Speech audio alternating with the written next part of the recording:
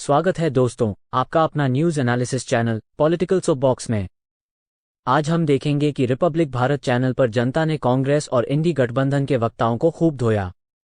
मामला इतना गर्मा गया कि सपा और कांग्रेस के प्रवक्ताओं ने यहां तक टिप्पणी कर दी कि ऐसा लगता है कि दर्शक पूरी तरह से मोदी समर्थक हैं। इसके बाद पब्लिक ने जमकर क्लास लगाई। मुझे यकीन है कि आपको ये क्लिप पसंद आएगी। यदि आप हमारे चैनल पर नए हैं तो सब्सक्राइब बटन दबाना ना भूलें। बिना किसी देरी के आइए वीडियो शुरू करें। चाहता हूँ 26 दलों वाले लोगों से कि आपके सबके दामन रंगे हुए हैं। एक दलित महिला को कमरे में बंद करके पिटाई की जाती है, उस दल से आते हैं। एक इंसान बताइए कि वो कह रहे हैं कि पढ़े लिखे हैं, इतने पढ़े लिखे हैं, इन्होंने नशेड़ी आदमी को वहां का सीएम बना दिया जो ऑलरेडी शराब में डूब रहा है।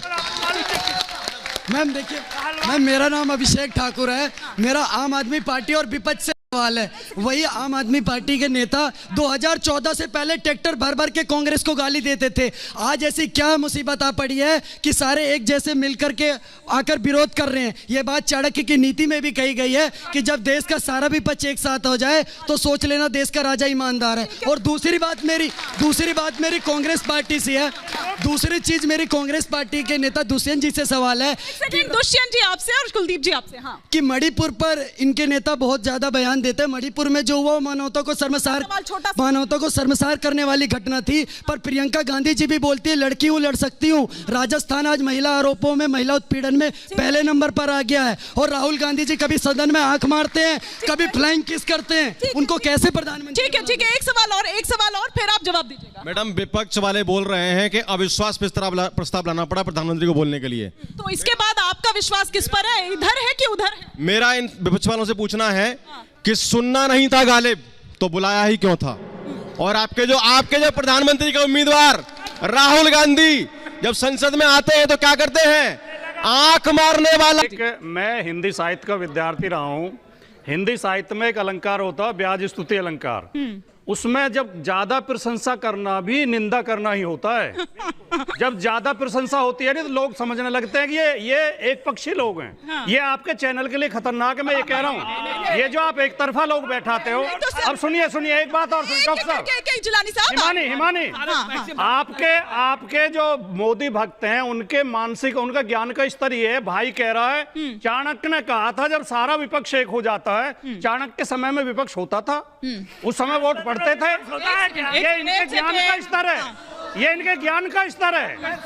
इन्हें कुछ नहीं करना, इन्हें चमचागिरी करनी है, मोदी भक्ति करनी है। देखिए पूछेंगे सवाल भी पूछेंगे। नहीं आप ही से है। अच्छा देखिए, मैं समझ सकता हूँ जो भक्त होते हैं ना, भक्त वर्षा यूनिवर्सिटी पढ़ के आते हैं। यहाँ मैक्सिमम लोग वही पढ़ के आए हुए हैं। तो ये जो भक्तों की कैटेगरी है ना, इनको समझ में नहीं आता। सर यही जनता है जिन्होंने आपको वोट दिया है। अरे यही वो जनता है। अब आप ऐसे कहिएगा। अच्छा देखिए गुस्सा कर रहे हैं। अरे देखिए सुनिए, कुलदीप जी सुन लीजिए।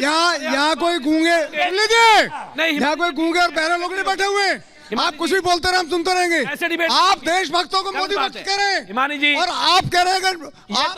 सवाल क्या है? सवाल ये है कि ना तो हम यहाँ तो कोई डिग्री देखने के लिए आए, ना हम यहाँ जो ना यहाँ एक कैटेगरी की बात करने के लिए आए। हम यहाँ आए हैं केवल देश में प्रगति हो, देश की संस्कृति का विकास हो। और और अगर आप देशभक्तों को मोदी भक्त कहेंगे तो मोदी आपको धूल चटाएगा। बैठ जाइए।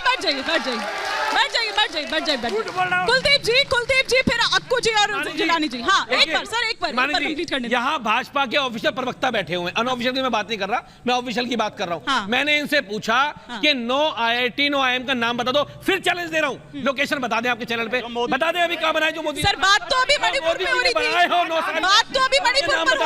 आपने ट्रैक चेंज कर दिया और वहाँ नहीं बता पाते।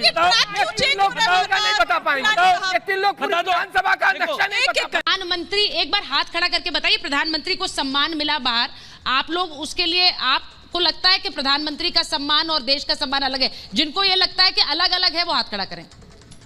प्रधानमंत्री और देश का सम्मान एक है, ठीक है। अब सवाल एक दो लेती हूँ, उसके बाद में ये बोल वहां भी करा सकती थी लेकिन पहले नहीं कराऊंगी।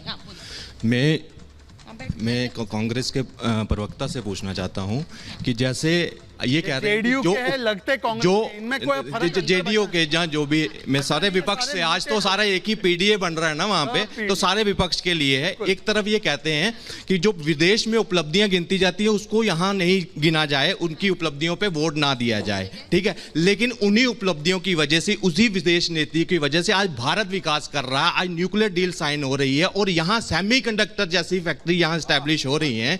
तो क्या उसके एक मिनट हो गई भैया, अभी जनता के चल रहे हैं तब नो क्रॉस टॉक प्लीज। अगर उससे देश का विकास हो रहा है, रोजगार यहाँ बन रहा है उसी विदेश नीति से, तो क्यों ना वोट दिया जाए मोदी सरकार को। ठीक है, वो कह रहे हैं कि उसी विदेश नीति पर बहुत सी चीजें हो रही हैं। मेरा भी सवाल कांग्रेस प्रवक्ता से, आप बोल रहे हैं कि अंतर्राष्ट्रीय और नेशनल को अलग अलग करके देखा जाए, ठीक है, अलग करके। क्वेश्चन ये है कि बीजेपी को हम लोग 2024 में इसलिए वोट दे रहे हैं क्योंकि उन्होंने जो वादा किया था उसको डंका के चोट पर पूरा किया, जैसे 370 हो गया, राम मंदिर हो गया। लेकिन आपकी स्थिति ये है कि आपने एक वर्ग को खुश करने के लिए साहबानो केस तक को पलट दिया था। तो क्या आप सत्ता में आएंगे तो CAA NRC लाएंगे? आपके तो कुछ नेता बोल रहे हैं कि हम सत्ता में आएंगे तो 370 को हटा देंगे, तो ऐसे कैसे वोट मिलेगा? दुष्यंत जी, हाँ, ठीक है, भाटी जी बोला जाता है। असल में दोनों बातें मैंने ही कही थी, लेकिन मैं कांग्रेस का प्रवक्ता नहीं हूँ, मैं समाजवादी पार्टी का प्रवक्ता। हाँ।